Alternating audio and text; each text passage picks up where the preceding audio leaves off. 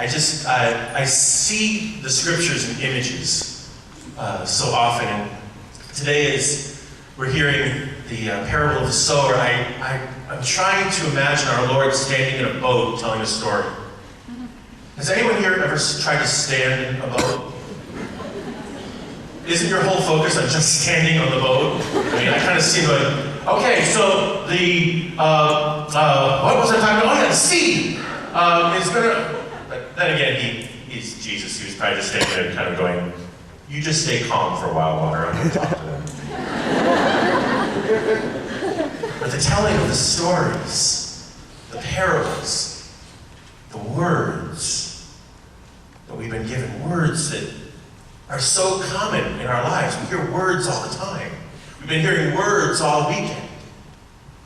Those little seeds that are planted for us.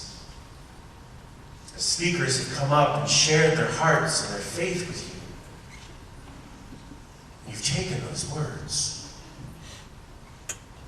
Words are so powerful, they stay with us forever. Those special words that move us in unique ways.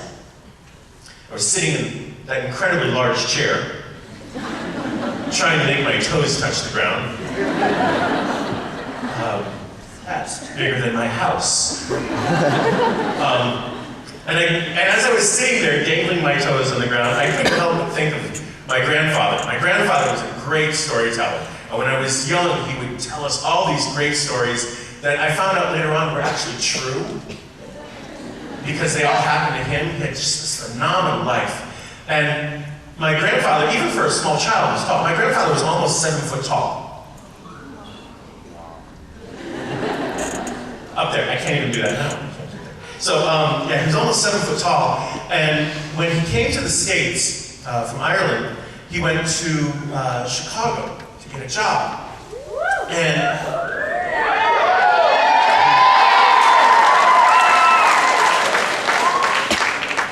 you guys know my grandfather? He was the tall Irishman. He came to the States to get a job, and he wanted to be a fireman in Chicago. And so while he was learning how to be a fireman, he was also having to do a job on the side to make some money. And back in the day, we're talking like a long time ago, they didn't have refrigerators. I know, it was sad. They had these things called ice boxes.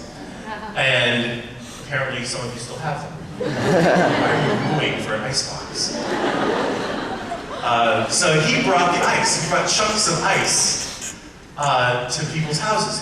And he could do it because he was so big. He had huge hands. He had hands the size of feet on the ends of his arms. They're like, whoa! And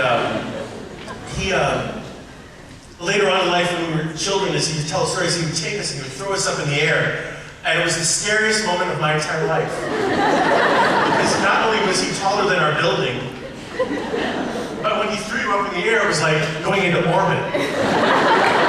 And the only thing you could see down below were his hands. And it was like, the whole world has become 2 large hands. Please catch me. But he had these huge hands. And so, where a lot of the people who would bring ice, because they used these big picks that they would hold onto the ice with, and then they would lift it up. But because he was so large, he could actually carry 2 ice at the same time. So they loved him in this one area that was up on top of this hill. So the deliverers hated going up that hill because you had to make a whole bunch of trips. But he could do it in like two trips, because he would just take 4 blocks of ice at the same time and go up and get to the houses. And he got up there, and this new family had moved in, and he knocked on the door to tell them to bring the ice, and this wonderful young lady opened the door. Wonderful young lady opened the door, and immediately he fell in love. Right there at that moment was like, you are the woman I will spend the rest of my life with. I love you. Have some ice.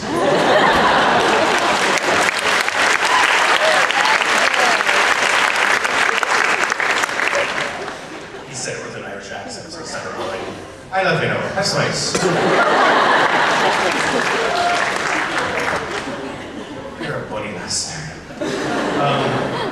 But immediately, so that house was very well stocked with ice for the next few weeks. He would come 3 or 4 times a day. They were stacking it up, making igloos in the back. And finally he got up the courage to talk to my great-grandfather, my grandmother's father, and asked him if he could marry her. They hadn't even gone out on a date yet. And he asked, can I marry your daughter? And so, that was a different time, different place. He said, sure.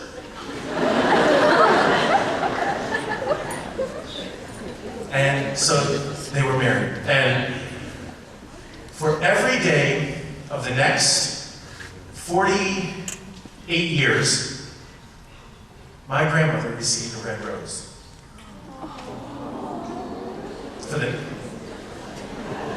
She received a red rose because he had made a promise that he would make sure that she always knew she was loved.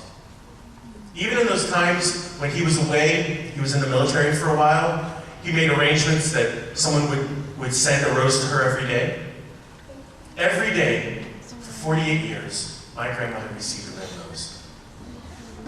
And I heard this story while I was sitting in a chair feeling much like that, next to my grandfather's bed. He was dying of emphysema. And even then, though, he was still just a powerful man.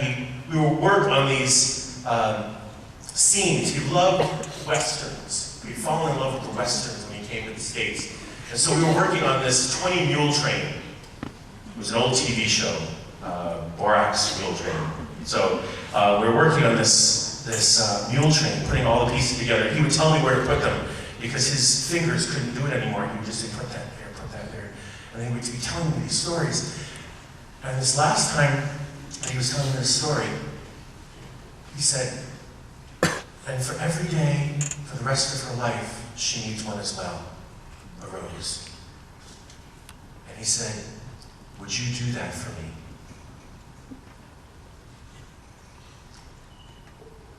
I was a kid, had no concept of time.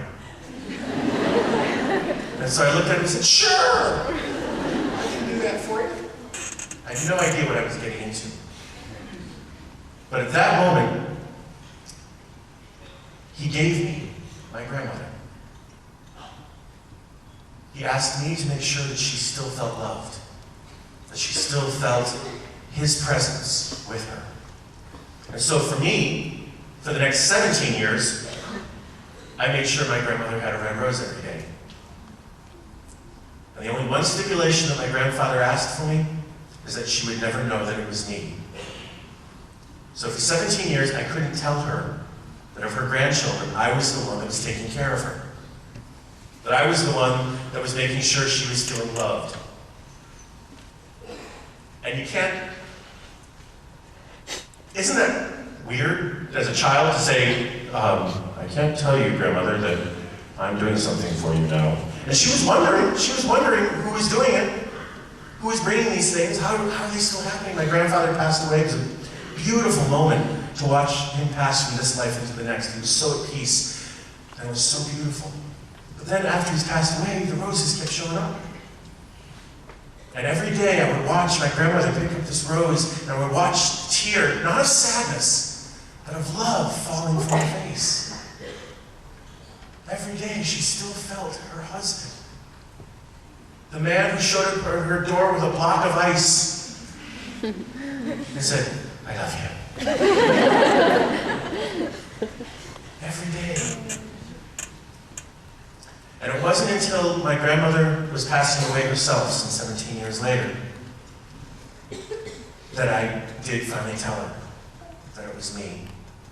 And my grandmother, in just the way that she could, she looked up at me and she said, no, it wasn't.